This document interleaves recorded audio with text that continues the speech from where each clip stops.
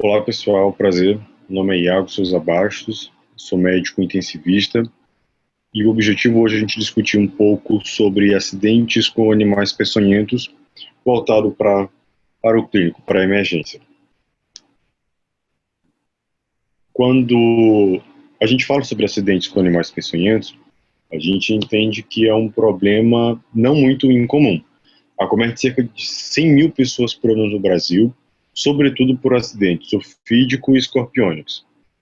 A mortalidade, dependendo da casuística, pode gerar em torno de 1%.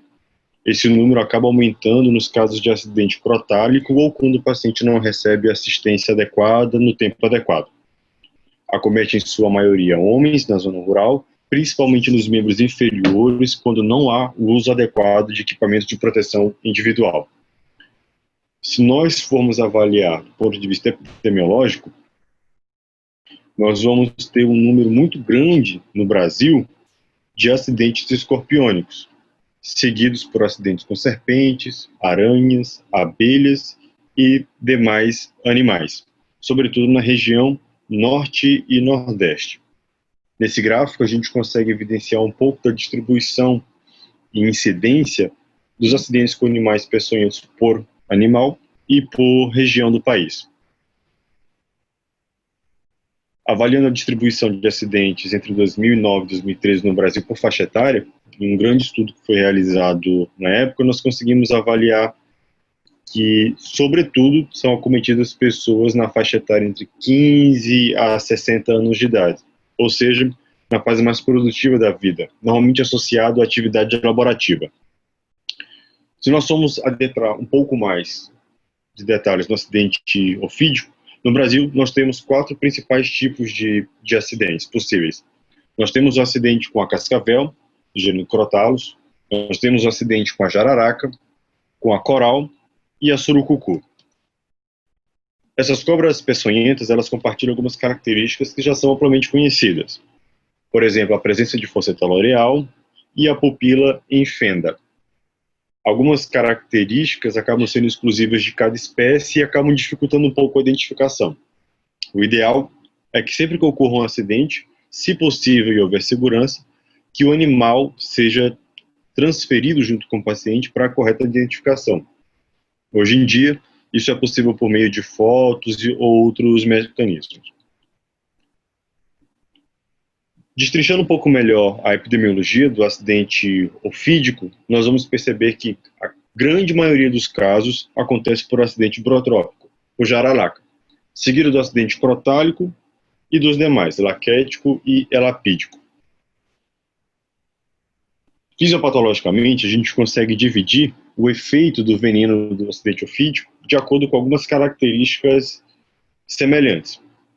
Então, nós identificamos uma característica inflamatória em determinados tipos de veneno, onde nós vamos evidenciar uma liberação grande de citocinas e mediadores inflamatórios, com formação de bolhas e necrose.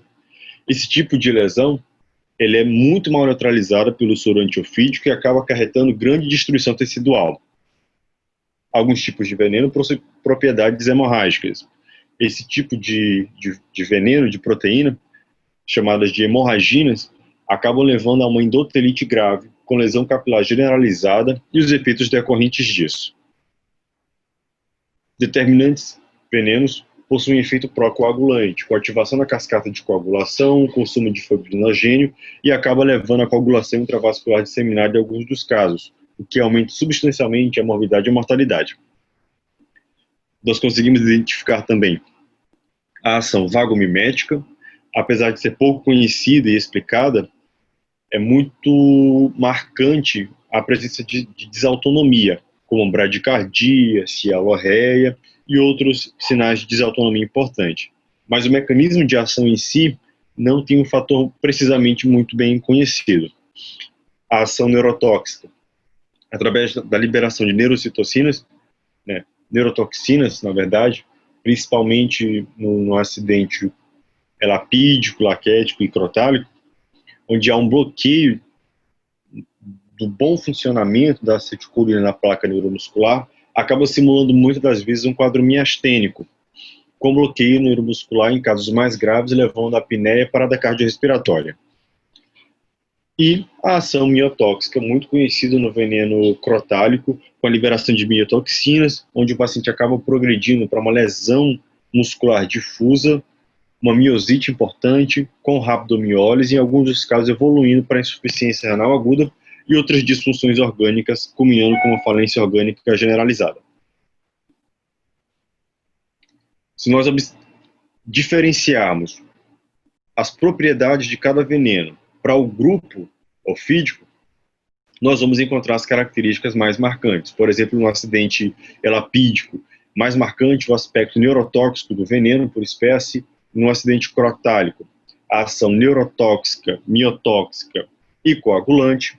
No acidente laquético, grande destruição tecidual local com efeito pró-hemorrágico, pró-coagulante e vagomimético.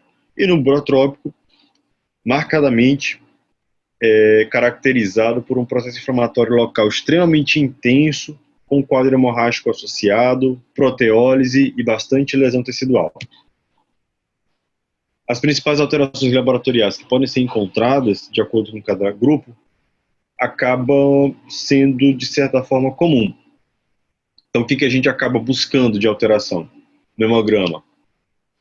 Queda abrupta de hemoglobina, presença de hemoconcentração, presença de leucocitose, disfunção renal, aumento importante da CK, que pode estar mostrando, sugerindo um quadro de rabdomiólise, disfunção hepática e renal, investigação do coagulograma, fibrinogênio dedímero para flagrar um distúrbio de coagulação intravascular disseminada, e o sumário de urina a gente pode identificar hematúria e mioglobinuria.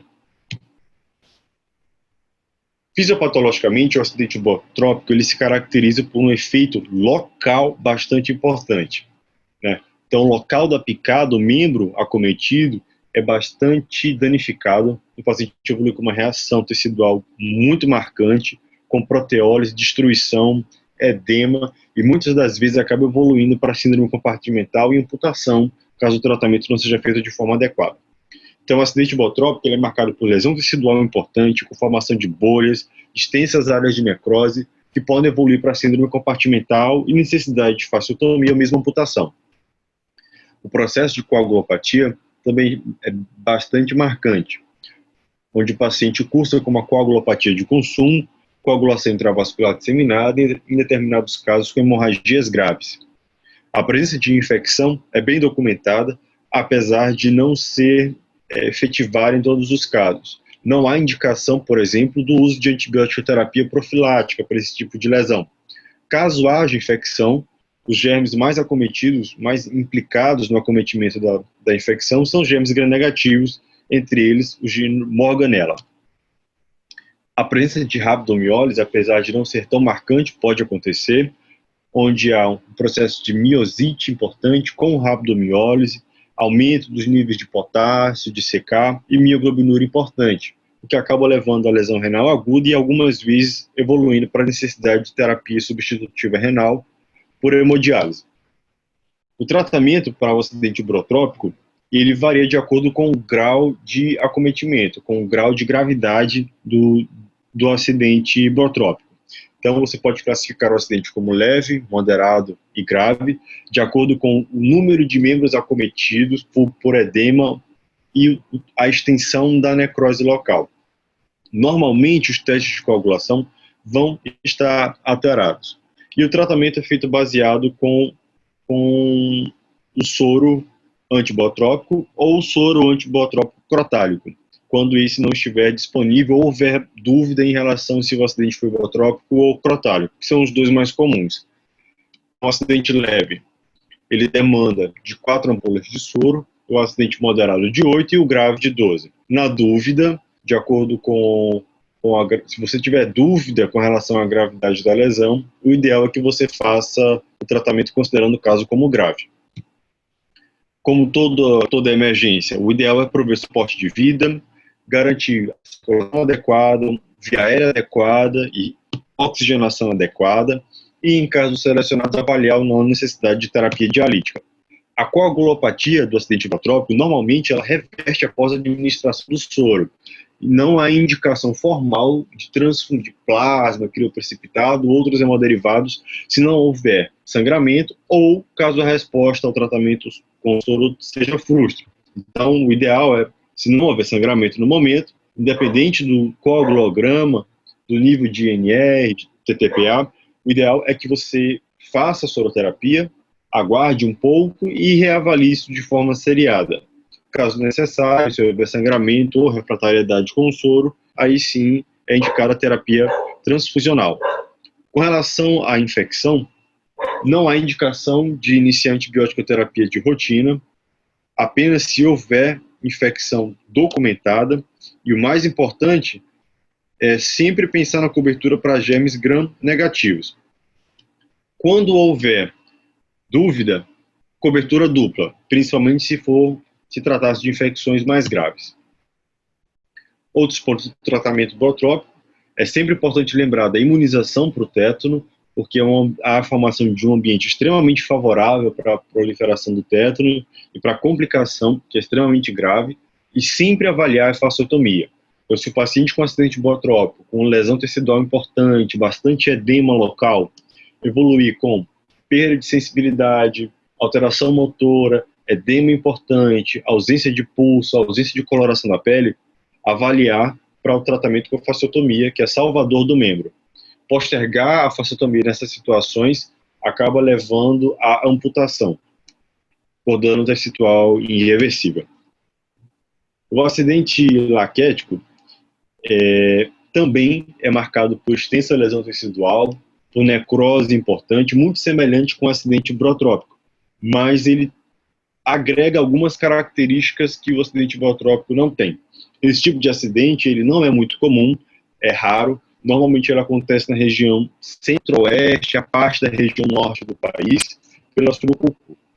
O ideal, como toda emergência, suporte de vida, manejar o CAB de forma adequada, né? O quadro clínico é bem semelhante do ponto de vista de lesão tecidual local ao acidente por bootrópico. Ele tem uma característica que eu costumo diferenciar do acidente bootrópico, que é a ação vagomimética. Então, é sempre importante atentar para os sinais e prestar os cuidados conforme. Então, o paciente ele pode apresentar taquicardia importante, principalmente bradicardia sintomática importante, onde você vai precisar iniciar o tratamento com atropina, dopamina ou marca-passo, em alguns casos selecionados, cialorreia importante, dentre outros. E você deve manejar como se fosse uma intoxicação vagomimética. O tratamento sempre é considerado grave em decorrência não só da lesão tecidual, mas da ação vagomimética. Então, a gente sempre administra 20 ampolas, soro antibootrópico laquético. Outros cuidados a serem prestados consistem na imunização para o tétano sempre e avaliar a infecção. Algumas literaturas recomendam sempre a cobertura dupla, fazer uma cobertura para gram positivo e gram negativo. Então, nesse caso, uma boa opção para esse tipo de acidente seria, por exemplo, o uso da ceftriaxona com algum antibiótico específico para gram positivo, como a oxacilina ou a clindamicina. Então, Ceft e Oxy, Ceft e Clinda são boas opções para antibiótica terapia empírica nesse tipo de situação onde a infecção é evidente e ainda não há germe isolado com cultura e antibiograma para direcionamento mais preciso.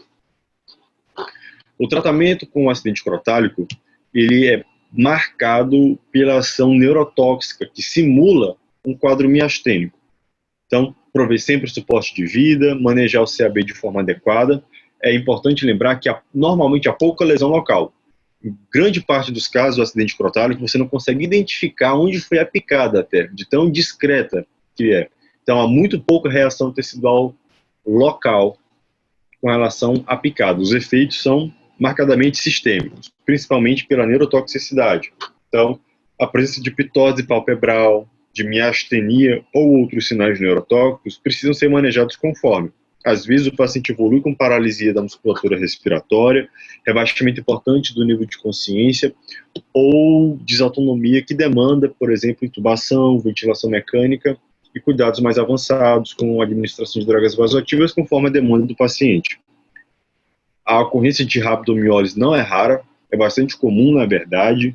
por conta da ação miotóxica causada pelo acidente crotálico, e essa rabdomiólise costuma ser grave.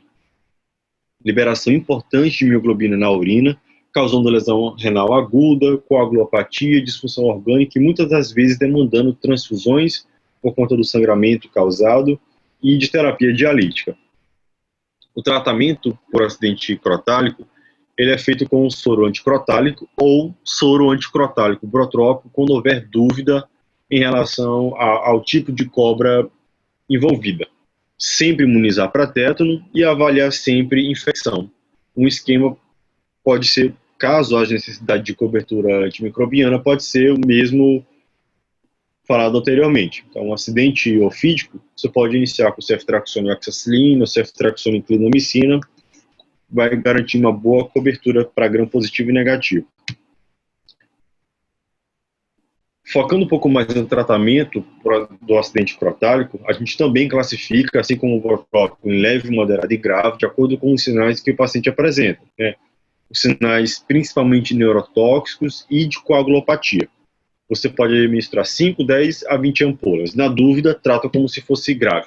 É importante lembrar que o tratamento por soroterapia, caso haja refratariedade, em 12 a 24 horas após a primeira administração do soro, o paciente continua grave, mantendo os mesmos sintomas, coagulopatia, ação neurotóxica, miotóxica, você pode repetir a dose de soro. O acidente elapídico também é um acidente raro, não é muito comum, principalmente na região Nordeste. Ele é marcado pela ação neurotóxica com paralisia neuromuscular. Então, é extremamente importante nesse tipo de acidente garantir o suporte adequado, sobretudo ventilatório.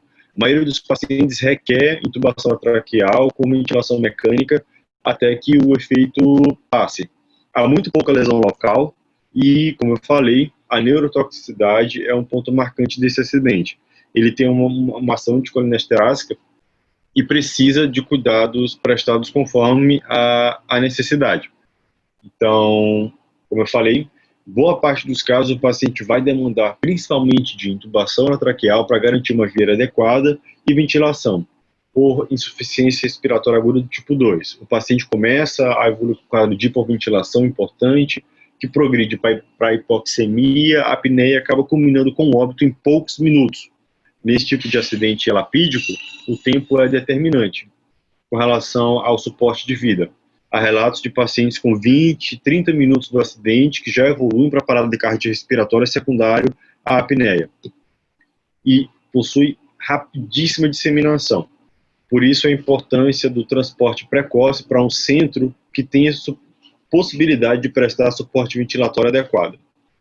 O quadro sempre é tratado como grave. O soro correto a ser administrado é o soro antielapídico, na dose de 10 ampolas. Como todas as outras lesões, imunizar para tétano e avaliar a necessidade de cobertura antimicrobiana se houver indícios de infecção.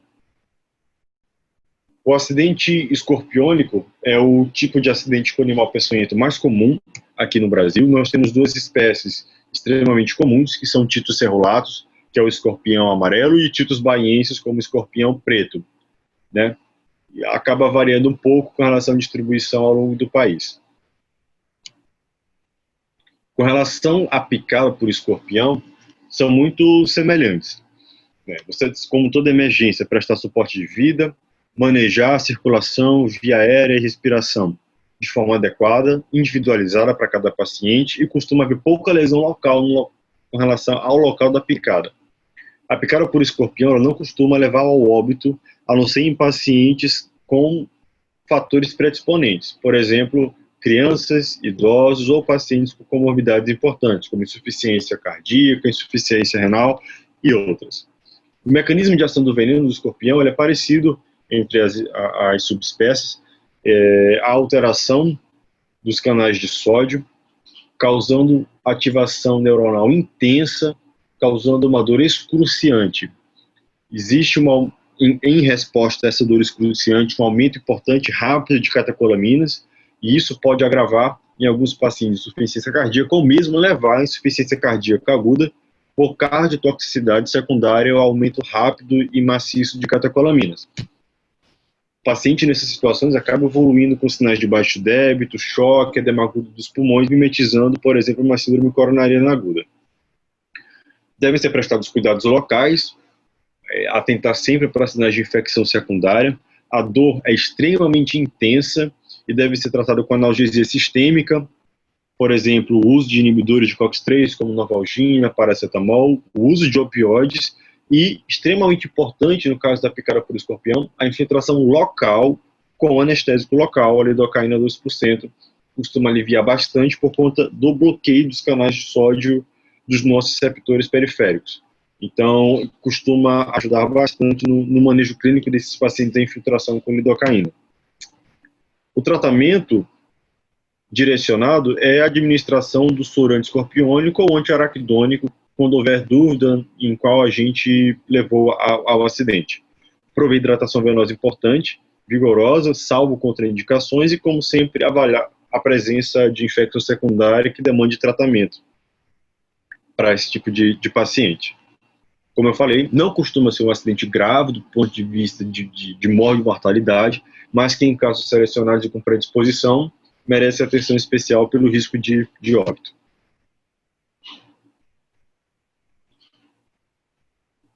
Direcionando o tratamento um pouco melhor, você também pode classificar o acidente antiescorpiônico como leve, moderado e grave, de acordo com as manifestações que o paciente apresenta, que vão desde dor, eritema, sudorese importante, a um quadro moderado, onde já aparecem sintomas como náuseas, vômitos e desautonomia, e grave quando o paciente apresenta crise convulsiva, coma, bradicardia, sinais de choque ou de desautonomia mais severa. Na dúvida, tratar o paciente como se fosse um caso grave, administrando entre 4 a 6 ampolas do soro antiescorpiônico.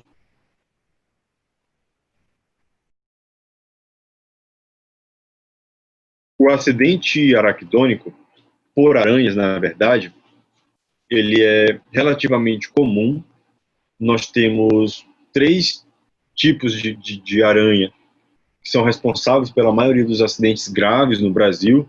Nós temos a Los oxalis, que é mais conhecida pela aranha marrom, não costuma ser agressiva, é muito comum encontrar em telhas e frestas, escombros de construções, responsável por cerca de 30% dos acidentes por aranha no Brasil, mais frequente na região sul e sudeste, regiões mais frias. O gênero Phaneotria, que é mais conhecido como aranha armadeira, é uma aranha grande, de 15 a 20 centímetros, tem hábitos mais noturnos e, quando ameaçada, ela costuma levar as patas dianteiras, daí o nome de aranha armadeira. Responsável por cerca de 16% dos acidentes, também mais frequente na região sul e sudeste, em áreas mais frias. O gênero Latrodectus e a viúva negra é um acidente bastante raro do ponto de vista epidemiológico. É uma aranha pequena, de cerca de 1 a 3 centímetros de envergadura, e tem no ventre um desenho em forma de ampulheta. Como eu falei, é um acidente bastante raro. As fêmeas costumam causar o acidente quando comprimidas contra o corpo, então elas não tendem a ser agressivas, mas quando ameaçadas ou comprimidas em roupa, em lençóis de cama e etc., costumam ocorrer os acidentes. O acidente com Los oxalis e aranha marrom é o mais comum do ponto de vista de acidente com aranhas peçonhentas. O suporte de vida, o manejo do CAB é importante, como toda emergência, e ela é marcada, o acidente tem marcante ação local, similar ao acidente burotrópico, né, o acidente antiofídico burotrópico. Então, a aranha marrom, ela causa destruição tecidual importante. Essa destruição tecidual, ela progride ao longo de dias no paciente. Então, você olha no D1, uma lesão pequena, de 1 a 2 centímetros, e em questão de 1 a 2 semanas, você tem uma área de necrose extensa, considerando compartimental, amputação ou mesmo ao óbito. Então, caso não receba o soro no tempo adequado e os cuidados com a ferida não sejam adequados, costuma evoluir com infecção grave de área necrosada e áreas de necrose em si importantes. Não só a lesão tecidual é bastante marcante, como também a presença de distúrbio de coagulação.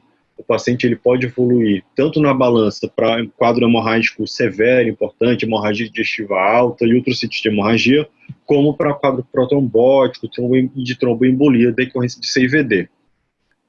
A lesão local era inicialmente identificada através da presença de bolhas e necrose, e o ideal é que você faça desbridamento definitivo só 2 semanas depois. Como eu falei, essa lesão ela progride ao longo de dias e de semanas. Então, se você fizer uma necrosectomia muito precoce, você vai acabar tirando muito tecido viável naquele momento e que não vai influenciar o desfecho de aumento da área de progressão de necrose. Então, o ideal é que, salvo haja infecção secundária ameaçadora à vida, uma facete necrotizante, por exemplo, deve-se aguardar um pouco a delimitação melhor da área de necrose para que seja feito um desbridamento mais racional. O tratamento é feito, além desse suporte de vida e cuidado com a ferida, a administração do soro antilosoxélico, prover hidratação menos importante, sempre avaliar lesão secundária. A forma cutânea do acidente com losoxeles, ele deve ser tratado, como eu falei, com necrosectomia, desbridamento, normalmente a partir da primeira, segunda semana, em determinados casos. Deve se prover analgesia conforme a densidade da dor, conforme o protocolo institucional. O antihistamínico, como por exemplo a prometazina, ela pode ser feita quando houver evolução para quadro exantematoso pruriginoso intenso, quadro urticariforme. Antibiótico, apenas se houver infecção secundária, o mesmo esquema pode ser usado. A gente, normalmente para quadros graves de internação, a gente interna com a ceftriaxona e a clindamicina nesses casos, e em casos mais raros, a necessidade de cirurgia plástica reparadora. Um ponto importante do acidente por losoxeles é o corticoide. O uso da prednisona, tanto na forma cutânea isolada quanto na forma cutâneo-hemolítica, cutânea hemorrágica, o corticoide ele pode reduzir, na maioria dos casos, a extensão da área de necrose ou mesmo a manifestação hemolítica. Então é feito prednisona, 40 mg ao dia para o adulto. Em crianças a gente pode fazer 1 mg por quilo dia, ao longo de 7 dias, podendo ser estendido até 14 dias. Em relação ao soro, 5 ampolas se houver só manifestação cutânea e 10 ampolas se for considerado um acidente grave, com manifestação cutânea e hemolítico-hemorrágica. O acidente com aranha-armadeira deve ser providenciado suporte de vida e CAB. Normalmente há pouca lesão local envolvida e costuma causar dor excruciante à semelhança do acidente escorpiônico. Também por alteração dos canalículos de sódio, com aumento maciço de catecolaminas, e não só a dor excruciante, mas também pode levar a um quadro de miocardite com insuficiência cardíaca aguda em decorrência dos efeitos do veneno. Devem ser prestados os cuidados locais, semelhante ao cuidado com o acidente escorpiônico, limpeza e higiene adequadas, infiltração local de lidocaína para controle da dor e controle dos efeitos desautonômicos e manejo da dor conforme o protocolo institucional. O tratamento direcional é feito com soro anti-escorpiônico ou soro anti-araquidônico, provendo hidratação venosa, salvo contraindicações, e sempre avaliando a presença ou não de infecção secundária. A gente pode ainda classificar o acidente como leve, moderado e grave, de acordo com as manifestações. Isso pode direcionar a quantidade de ampolas necessárias. Na dúvida, considerar o acidente como grave. Normalmente esse é um paciente que vai estar em ambiente de terapia intensiva, com priapismo, vômitos, taque ou bradiarritmias importantes e sinais de baixo débito, como edema agudo, secundários à miocardiotoxicidade do veneno e das catecolaminas. Então, na dúvida, trata o acidente como se fosse grave. A Latrodectus, ou viúva negra, ela é bastante rara, mas não desprezível. O suporte de vida, como o manejo do CAB, deve ser providenciado sempre. Normalmente há pouca lesão local do ponto de vista de necrose, de bolhas, mas ele é um veneno marcantemente neurotóxico. Normalmente os pacientes com acidente, que são vítimas de acidente por viúva negra, eles fazem uma toxicidade de sistema nervoso central bastante importante, configurado pela presença de crises convulsivas ou mesmo estados convulsivos. Também, em alguns casos selecionados, em decorrência do aumento maciço de catecolaminas, pode cursar com insuficiência cardíaca aguda secundário à miocardiotoxicidade do veneno e da liberação maciça de catecolaminas. Devem ser prestados cuidados locais, Alguns pacientes relatam dor intensa e, nesse cenário, a infiltração local com lidocaína ajuda bastante no manejo dos casos. E, com relação ao tratamento específico, infelizmente no Brasil, nós não temos disponível ainda soro direcionado, né, para o acidente por viúva negra.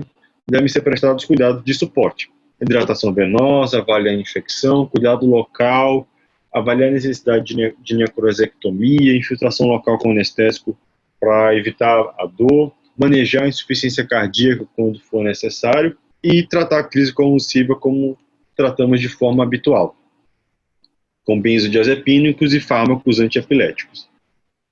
O soro direcionado para o acidente por viúva negra ainda não é disponível.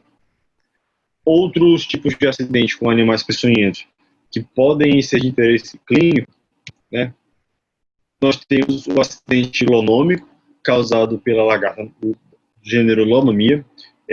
Tipicamente encontrada na região mais sul do Nordeste e na região sul do país em si. Esse tipo de lagarta ele costuma acometer principalmente plantações, né, laranjais, por exemplo, e algumas áreas de mata fechada, em determinadas situações. Ela tem esse aspecto, como se fossem protuberâncias, como se fossem arbustos saindo do tronco. Isso ela usa tanto para autodefesa quanto para mimetizar no ambiente. As cerdas em pinheiro costumam ser a característica que diferenciam de outras espécies de lagarta.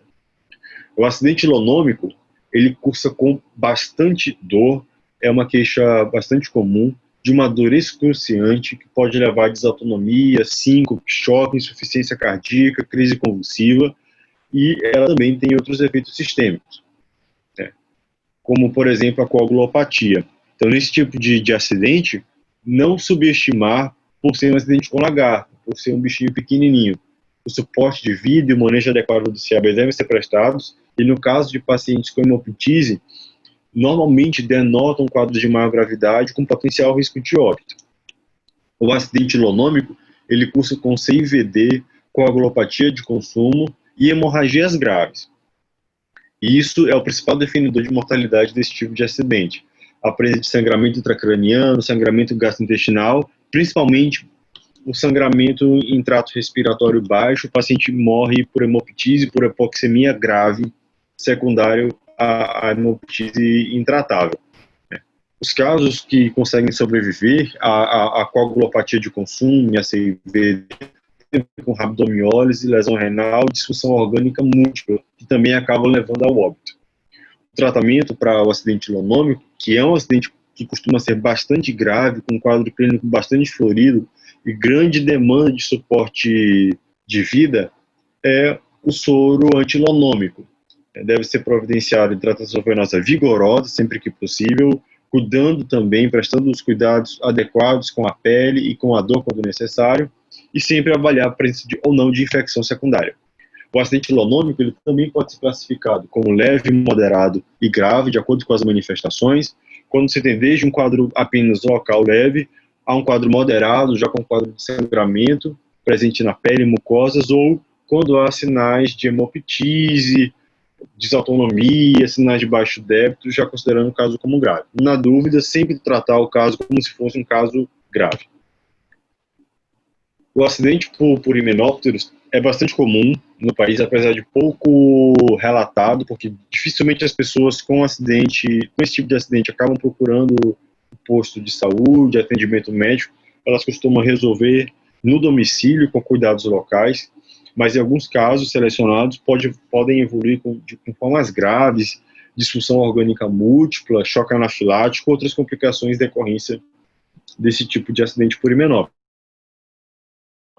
Então, sempre que houver esse tipo de acidente, o paciente procurar o pronto-socorro, normalmente é porque as coisas não vão bem e é um potencial risco para morte e mortalidade importante.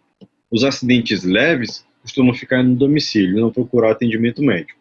Então, sempre que você receber no PS ou na UTI um paciente com acidente grave por himenóptero, providenciar suporte de vida e manejo do CAB de forma adequada. A principal causa de morte, não esquecer, nesse tipo de acidente é a morte por anafilaxia. Normalmente, as pessoas que têm alergia, uma eficaz é suficiente para desencadear o óbito. Em pessoas que não têm alergia, há necessidade bastante alta para causar o óbito por anafilaxia, por toxicidade do veneno, mas isso é um número que acaba variando muito de pessoa para pessoa. Os acidentes por himenópteros costumam ter muita lesão local, com liberação de citocinas, bastante edema, prurido, urticária, e em alguns casos, como eu falei, a evolução para o choque anafilático tende a ser fatal. Casos selecionados de processo alérgico, de choque importantes, costuma cursar com rabdomiólise, coagulopatia de consumo e acabam levando o paciente ao óbito. Não há presença de soro contra o veneno de himenópteros no Brasil. O tratamento ele consiste em cuidado local com a ferida, hidratação venosa e, para o manejo da dor e do processo anafilático, o tratamento com corticoterapia, por exemplo, hidrocortisona na dose de 100 mg, o uso de antihistamínicos, como a prometazina, por exemplo, também costumam ajudar bastante. Esmiuçando um pouco melhor a soroterapia, o tratamento com soro, tem alguns pontos que merecem destaque. Todo soro para acidente com animais peçonhentos, eles são imunoglobulinas purificadas de cavalo. Então, diferente do soro antirrábico, do soro tetânico, onde a gente consegue uma purificação melhor em humanos, e a gente tem imunoglobulina humana, que tem um risco menor de complicações e anafilaxia, o soro, que são chamados de soros homólogos, os soros contra venenos de animais peçonhentos, eles são sempre soros heterólogos, ou seja, são soros purificados de cavalos. E no Brasil, todos são produzidos pelo Instituto Butantan, que pertence à rede SUS. Existe, com a soroterapia heteróloga, o risco de reação precoce e tardia. Então, a gente encontra na reação precoce, sobretudo, a reação entre 1 a 120 minutos do contato com o agente antigênico. Por isso que é importante, após a administração de qualquer soro, seja ele contra animal peçonhento ou soro antitetânico, antirrábico, heterólogo, manter o paciente em observação hospitalar por pelo menos 2 horas, que é o tempo que o paciente pode evoluir com reação anafilática e óbito. A reação tardia é uma reação onde o paciente acaba cursando com uma disfunção medular importante, pancitopenia e outras complicações mais graves. Mas é um quadro bastante raro que tem tratamento específico, normalmente com corticoterapia. No soro heterólogo, nessa situação, como é feita uma dose muito grande de soro, 5, 10, às vezes 20 ampolas, é sempre necessária a profilaxia medicamentosa para anafilaxia. O objetivo dessa profilaxia é tentar reduzir ou evitar os efeitos alergênicos que podem levar ao óbito por choque anafilático. Como eu falei, manter o paciente em observação hospitalar por no mínimo 2 horas para observar a fase crítica de possível evolução para choque anafilático. Então, sempre que você for administrar um soro heterólogo, antirrábico, antitetânico ou contra veneno de animais peçonhentos, o ideal é sempre administrar o soro o mais rápido possível, desde a picada. Não há um tempo preciso até onde isso, por exemplo, vai ser benéfico. Então, você administra, óbvio, o mais rápido possível, mas às vezes nós recebemos pacientes do interior do estado, isso no país inteiro, onde o tempo de translado, de procura por assistência médica é um pouco demorado, infelizmente. O paciente acaba chegando com 10, 12, 24 horas de evolução. Nesse tipo de situação, se houver manifestação típica do veneno, a neurotoxicidade, manifestação hemorrágica, rabdomiólise, deve ser feito o soro independente do tempo. Idealmente, não ultrapassando 24 horas. Sempre ficar em mente que deve ser feito o mais rápido possível desde o acidente. Sempre fazer a pré-soroterapia e aguardar 10 minutos. Então, a nossa pré-medicação é hidrocortisona, né, que atua lá em cima da cascata, no ácido araquidônico, impedindo a formação de histamina, na dose de 100 mg EV, e a prometazina de 50 mg IM, que é um antihistamínico do tipo 1, para receptores histamínicos do tipo 1, ela acaba bloqueando a ação da histamina que vai ser liberada. Então, o racional dessa medicação é evitar a liberação de histamina e bloquear a ação daquela que for, evitando os efeitos deletérios da anafilaxia. Então, A ranitidina antigamente fazia parte desse bloco, como inibidor do receptor H2, né, nós fazíamos um bloqueio triplo, mas a ranitidina acabou saindo do mercado. Então, hoje, o que a gente faz na prática é a hidrocortisona 100 mg EV, a prometazina 50 mg IM. Nós temos outros antihistamínicos que podem ser usados, como a difenidramina, por exemplo. Não há problema. O importante é fazer corticóide de ação rápida e um antihistamínico. Então, a gente faz a pré-medicação, aguarda 10 minutos do efeito dessa pré-medicação, da administração, na verdade. O soro, a gente dilui as ampolas em 250 ml de soro glicosado, o ideal é que ocorra em 30 minutos. Algumas pessoas fazem puro, mas eu não recomendo, e alguns autores não recomendam, por conta do risco de anafilaxia. A dose é muito rápida, você não consegue acompanhar bem os sinais. Então, faz a pré-medicação, aguarda-se 10 minutos, o soro dilui as ampolas, 5, 10, 20, as ampolas que forem calculadas, em 250 ml de soro glicosado e colocar para correr em pelo menos 30 minutos. Mantenha a observação por no mínimo 2 horas, não recomendo liberar esse paciente com menos de 6 horas de observação, normalmente é o paciente que precisa ficar internado, hidratando, observando por pelo menos um dia. Eu nunca dei alta com menos de um dia, não recomendo fortemente que observe esses pacientes. A evolução, quando de gravidade, costuma ser catastrófica, fatal e com pouco tempo de intervenção, para a janela de intervenção. Então, nesse tipo de acidente, se for por um animal peçonhento, importante, o ideal é que você mantenha de observação entre 6 a 24 horas. E, se você administrar o soro precoce, mas a gravidade dos sintomas associados persistir após 12 horas, você pode repetir a mesma dose do soro. Então, recapitulando, soro, administrar sempre o mais rápido possível, até 24 horas, se for possível. Fazer a pré-medicação, a pré-indução, né, para a prevenção de anafilaxia com hidrocortisona e prometazina ou outro antihistamínico do tipo 1, aguardar 10 minutos e administrar o soro. Esse soro, as ampolas devem ser diluídas idealmente em 250 ml de soro glicosado e devem correr entre 30 a 60 minutos. Após o soro ser administrado, mantenha a observação por pelo menos 2 horas, idealmente 24 horas de observação, e em caso de persistência da manifestação grave dos sintomas, neurotoxicidade, coagulopatia, sangramentos, você pode repetir a mesma dose do soro. Com relação à abordagem geral dos acidentes com animais peçonhentos, né, sempre, como em toda emergência, avaliar o paciente e estabilizar o CAB. Garantir que o paciente tem pulso, que tem níveis pressóricos adequados, que teve uma via aérea quando foi indicado e que tem nível de saturação de oxigênio adequado. Não adianta levar o paciente para fazer exames, outros procedimentos, se ele estiver instável e parar no meio do caminho. Então, estabilizar o paciente, tentar sempre que possível identificar o agente causal, mas nem sempre, felizmente, isso é possível. Os exames iniciais que podem ser solicitados, raios de tórax para evidenciar pneumonia aspirativa, edema agudo dos pulmões, o eletrocardiograma para identificar alterações típicas do veneno ou por alterações de eletrólitos, gasometria arterial, provas hepáticas como a ST, a ALT, função renal, eletrólitos e hemograma completo, um coagulograma extremamente importante, assim como a dosagem de CPK total.